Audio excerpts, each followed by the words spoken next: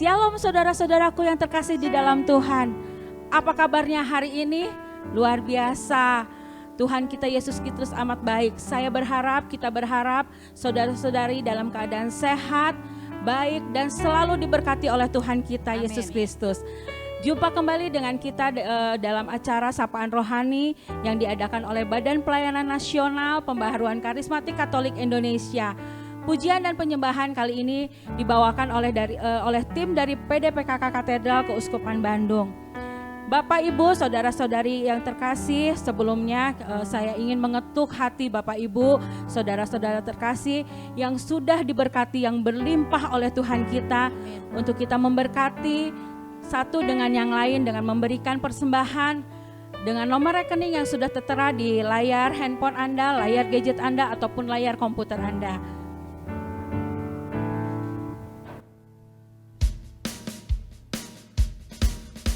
Kita mau menaikkan syukur kita di hadapan Tuhan. Karena Tuhan yang sudah memberi kita segala kelimpahan.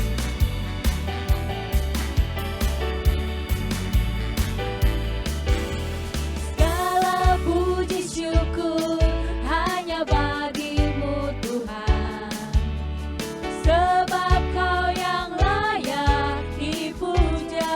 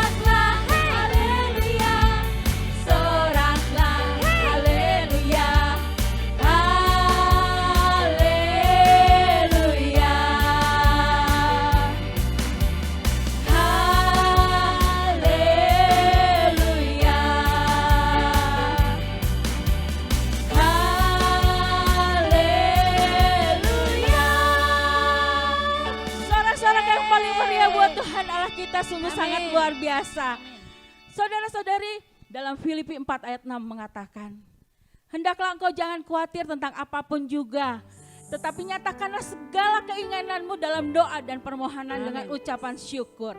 Saudara-saudari, mari kita siapkan hati kita pada hari ini. Kita mau membuka hati kita. Kita mau fokuskan diri kita pada hari ini. Kita mau merendahkan hati kita dengan penuh ucapan syukur di hadapan Tuhan. Dalam nama Bapa dan Putra dan Roh Kudus. Amin.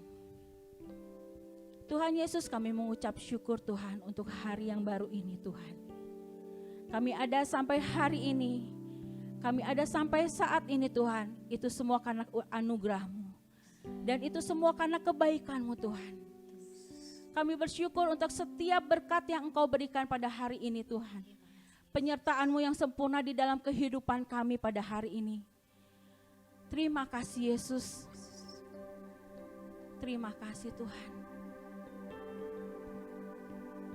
Satu hal yang kami mau ungkapkan di dalam hati kami Yesus. Engkau adalah Allah yang sungguh sangat baik. Engkau adalah Yesus yang sungguh sangat luar biasa Tuhan.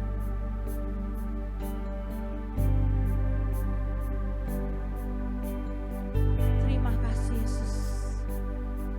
Terima kasih.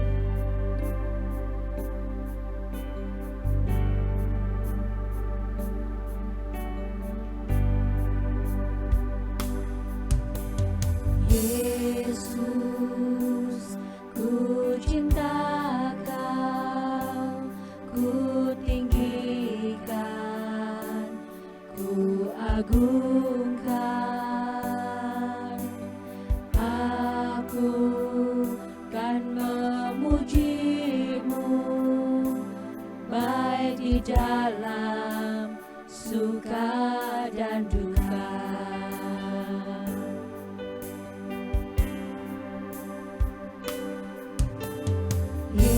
Yesus, ku cinta Kau, ku tinggikan, ku agungkan. Aku kan memuji-Mu, baik di dalam suka dan duka. Sebab Kau layak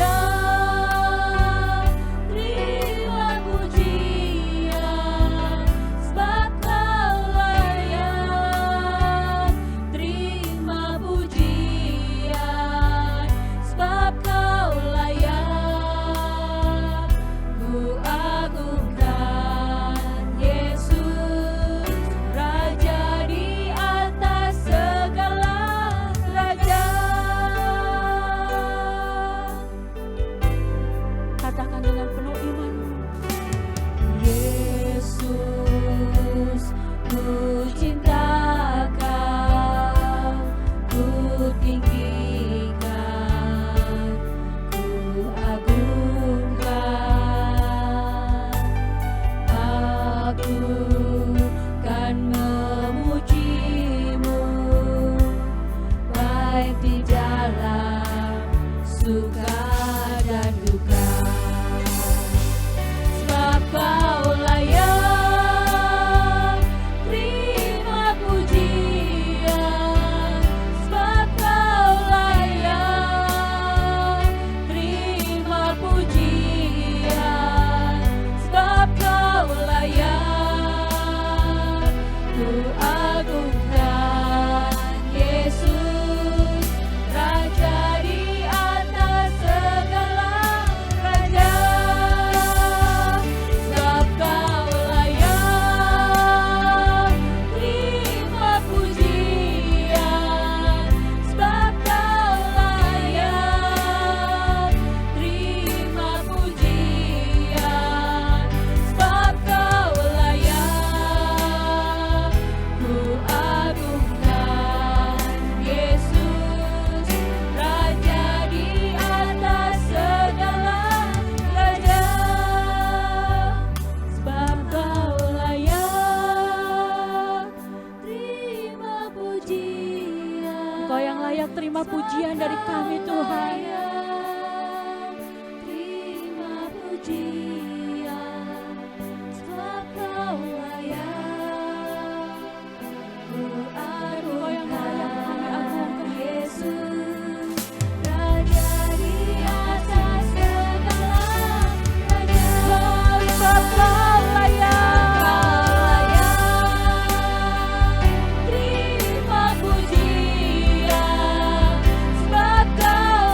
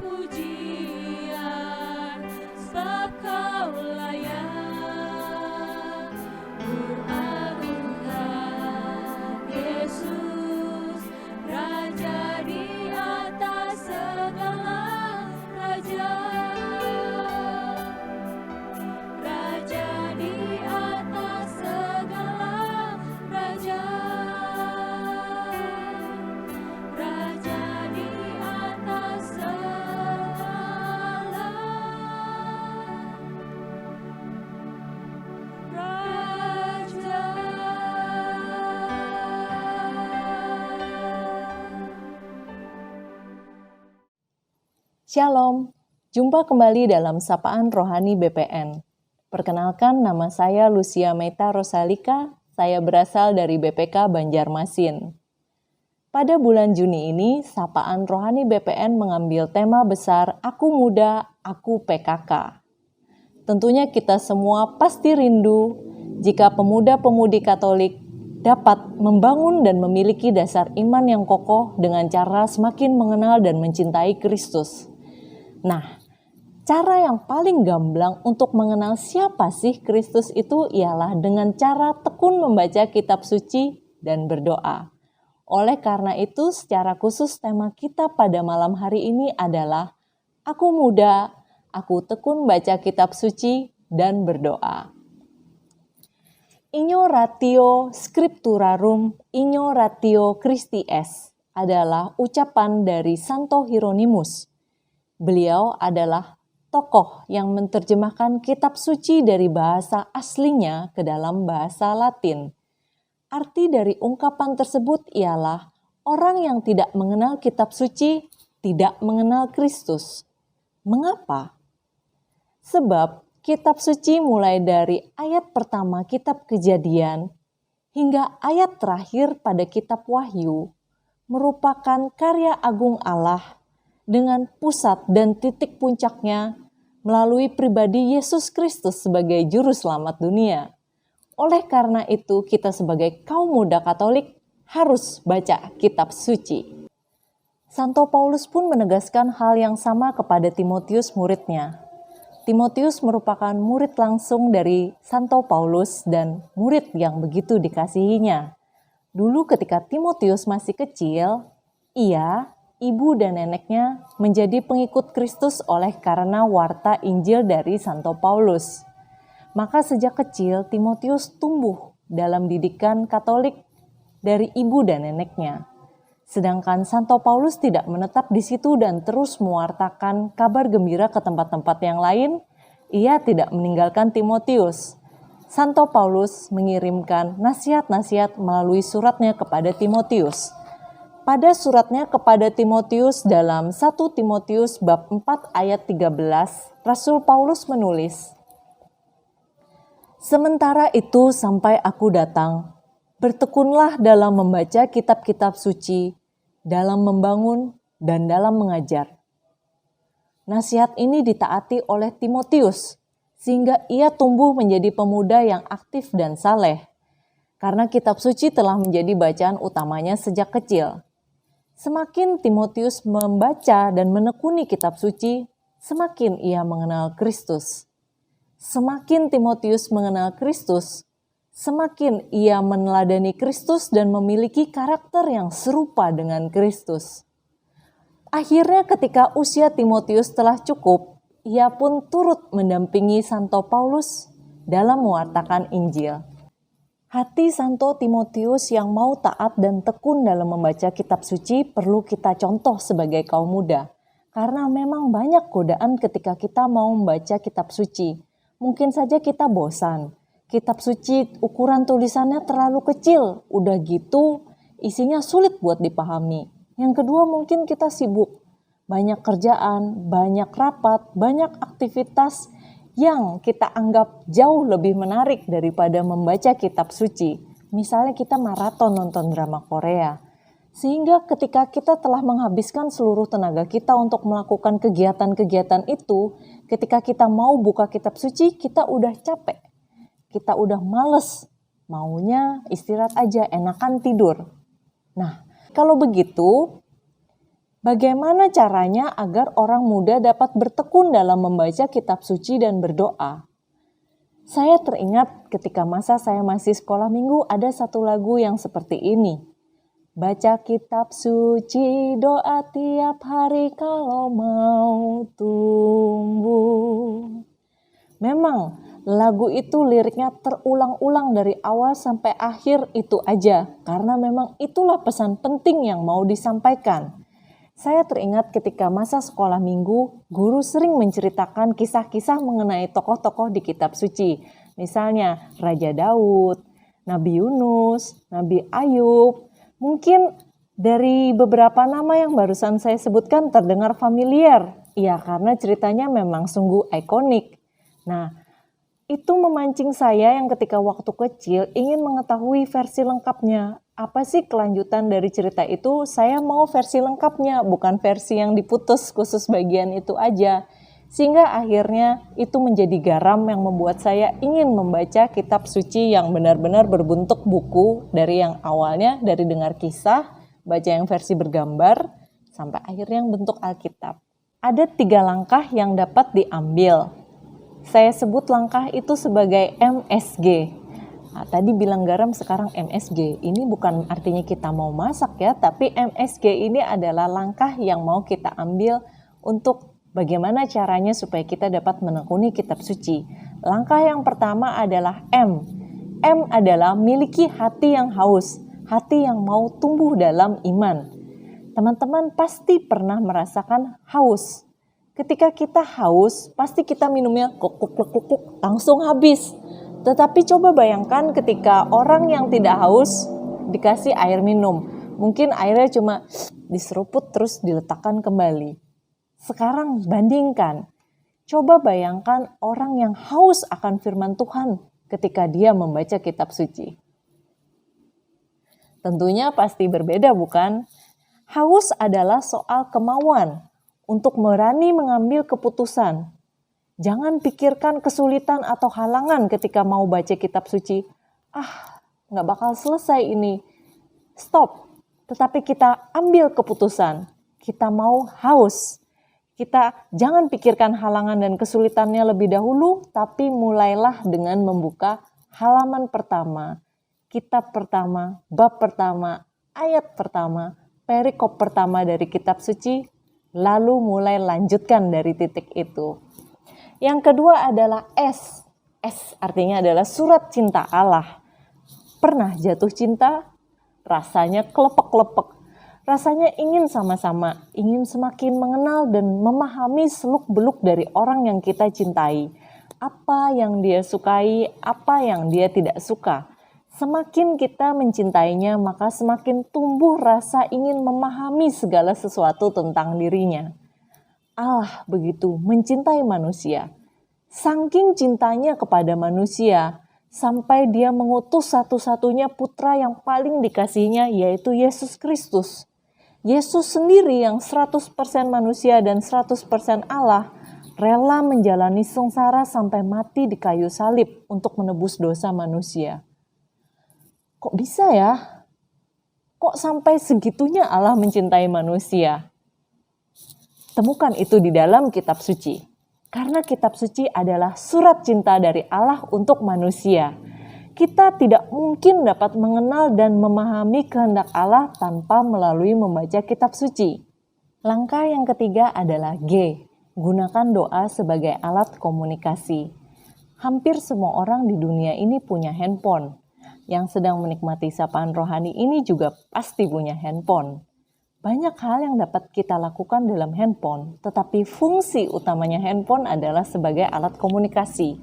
Jadi mendekatkan yang jauh. Jangan terbalik ya. Jika dihubungkan komunikasi dengan poin yang kedua, yaitu surat cinta Allah, bagaimana caranya agar orang mengetahui cintanya terbalas? Maka otomatis surat cinta itu harus dibalas. Kita harus berkomunikasi dengan Allah agar terjalinlah relasi. Gunakan doa sebagai alat komunikasi. Dengan doa, kita bahkan tidak perlu takut kehilangan sinyal, kehabisan baterai, ataupun kuota. Dengan melalui doa, kita dapat mengucapkan syukur dan menyadari bahwa ada begitu banyak kebaikan yang Allah berikan, sampai hal terkecil pun yang mungkin dulunya tidak kita sadari. Dengan berdoa juga kita bisa mohon tuntunan dari Roh Kudus, agar kita dapat melalui membaca kitab suci diberikan hikmat bagaimana caranya berpikir, berkata, dan bertindak sesuai dengan teladan karakter Kristus.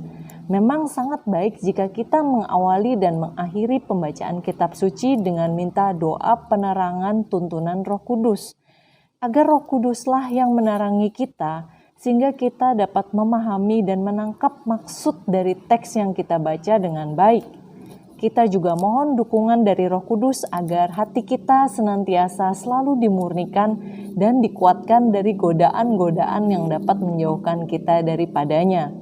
Sesudah kita melalui tahap MSG, yaitu memiliki hati yang haus akan firman Tuhan, memiliki hati dengan niat yang mau tumbuh dalam iman, juga kita mengetahui bahwa kitab suci merupakan surat cinta Allah, maka kita perlu menggunakan doa sebagai alat komunikasi agar terus terjalin suatu relasi yang erat dan mesra dengan Allah. Maka setelah kita melalui langkah itu, bagaimana caranya membangun habitus atau kebiasaan tersebut dalam hidup orang muda di tengah aneka tawaran duniawi? Kita perlu satu langkah lagi, yaitu BTS. Ini bukan berbicara mengenai band Korea. BTS artinya adalah B. Berkomitmen, T. Tetapkan target dan faktor pendukungnya, S. Semua untuk kemuliaan Tuhan. Yang pertama, berkomitmen. Kita dapat mengikuti teladan Timotius dalam mengikuti nasihat Rasul Paulus. Karena tawaran duniawi sejak zaman itu pun sudah ada. Bahkan lebih menyeramkan. Karena pewarta Injil pada waktu itu ditangkap, disiksa, dan dibunuh dengan keji. Taruhannya adalah nyawa. Tetapi apakah Timotius yang kecil waktu itu menyerah menekuni kitab suci? Puji syukur, tidak. Untungnya Timotius adalah orang yang memegang teguh komitmen. Meskipun dia muda, dia dapat menjadi teladan baik dalam perkataan, tingkah laku, kasih, kesetiaan, dan dalam kesuciannya. Sampai ketika dia dewasa, dia berbuah dan dia mewartakan Injil. Timotius berhasil membangun dan menumbuhkan imannya. Maka, dari kalimat ini kita dapat menangkap bahwa tekun membaca kitab suci dan berdoa merupakan hal-hal yang mendukung proses pertumbuhan dan pembangunan iman. Dan itu terus-menerus terjadi. Proses itulah yang tidak ternilai harganya. Proses ini dapat dicapai dengan adanya komitmen untuk mempersembahkan waktu dengan menekuni kitab suci. Yang kedua, T. Tetapkan target dan faktor pendukungnya. Ini bukan bicara menyelesaikan membaca kitab suci dalam waktu sesingkat-singkatnya seperti orang yang lagi kejar target. Tetapi target di sini maksudnya sebagai motivasi, sebagai timeline. Sudah sejauh mana sih saya berproses dalam membaca kitab suci? Di Banjarmasin sendiri, kami pernah melaksanakan kegiatan paripurna membaca kitab suci dalam 312 hari. Ini ada bukunya. Jadi dibuatlah buku panduan praktis untuk tamat membaca kitab suci di mana hari dan perikop telah terbagi di dalam tabel-tabel, serta disertai checklist sebagai penanda bahwa sudah sampai mana kitabnya itu dibaca. Tentu saja itu belum cukup, sama seperti Timotius, dia tinggal di dalam lingkungan yang mendukung. Faktor pendukungnya adalah ibu dan neneknya. Maka kita juga perlu menciptakan faktor pendukung. Nah, contohnya ketika kita sedang melaksanakan yang paripurna baca kitab suci, dibentuklah grup gemar baca kitab suci. Jadi tidak hanya dilakukan seorang diri, tetapi kita juga bisa melakukannya bersama keluarga ataupun bersama komunitas. Sehingga ketika kita melakukan bersama-sama, kita bisa saling mengingatkan dan itu juga memotivasi anggota yang lain. Yang terakhir, S. Semua untuk kemuliaan Tuhan. Maka lakukanlah semuanya itu dengan sukacita untuk kemuliaannya. Sebab kita percaya bahwa di dalam persekutuan dengan Tuhan, segala jerih payah yang kita lakukan tidaklah sia-sia. Juga sebagai orang muda, manfaatkanlah kecanggihan teknologi yang ada saat ini. Karena kita juga bisa membaca kitab suci versi digital ketika kita sedang berada di luar rumah atau bepergian. Namun, kitab suci berbentuk buku tetaplah menjadi pegangan. Ini tidak boleh dilupakan. Alasannya, karena suatu hari kita juga akan menjadi tua dan akhirnya menjadi orang tua dan memiliki anak. Dan kita bisa memotivasi anak kita untuk membaca kitab suci dengan memberikan teladan langsung. Kalau misalnya kita menggunakan yang versi digital, mungkin saja anak kita jadi bingung apakah orang tuanya sedang membaca kitab suci ataukah sedang mengecek grup chat WhatsApp-nya. Hendaklah kecanggihan teknologi ini berjalan dengan seimbang Jadi kitab suci versi digital maupun buku dapat saling melengkapi dengan kekurangan dan kelebihan masing-masing. Kemudian meskipun saat ini pertemuan-pertemuan tatap muka masih terhalang oleh pandemi, tetapi Allah telah membuka jalur teknologi sehingga kita masih bisa berdoa bersama-sama. Kaum muda bisa mengikuti perayaan Ekaristi secara online, persekutuan doa secara online, dan seminar-seminar BPM secara online. Kalau kata-kata mutiara yang menyemangati saya untuk tetap rajin berdoa itu biasanya didengar di rumah duka. Bunyinya itu seperti ini. Berdoalah sebelum engkau yang nanti didoakan. Maka marilah kita tutup pewartaan hari ini dengan doa. Dalam nama Bapa dan Putra dan Roh Kudus, amin. Allah Bapa yang Maha Rahim, puji syukur atas berkat dan kebaikan yang Engkau curahkan pada kami sejak dahulu sampai hari ini. Terima kasih Bapa, Engkau telah mencurahkan kasih-Mu sebesar-besarnya pada kami yang berdosa ini melalui penyelamatan Putra-Mu sendiri, yakni Yesus Kristus. Mampukan kami, khususnya seluruh kaum muda Katolik, agar dapat bertekun membaca kitab suci dan berdoa untuk menumbuhkan iman dan karakter kami agar semakin serupa dengan karakter Kristus. Utuslah Roh Kudus-Mu agar menerangi hati dan pikiran kami, supaya kami dapat menangkap dan memahami serta hidup seturut dengan kehendak-Mu. Ya Bapa yang Maha Kasih, semua doa dan permohonan ini kami haturkan ke hadirat-Mu dengan pengantaraan Yesus Kristus Tuhan kami, dalam persekutuan dengan Roh Kudus Allah sepanjang segala masa. Amin. Kemuliaan kepada Bapa dan Putra dan Roh Kudus, seperti pada permulaan, sekarang, selalu, dan sepanjang segala abad. Amin. Dalam nama Bapa dan Putra dan Roh Kudus. Amin. Tuhan Yesus memberkati.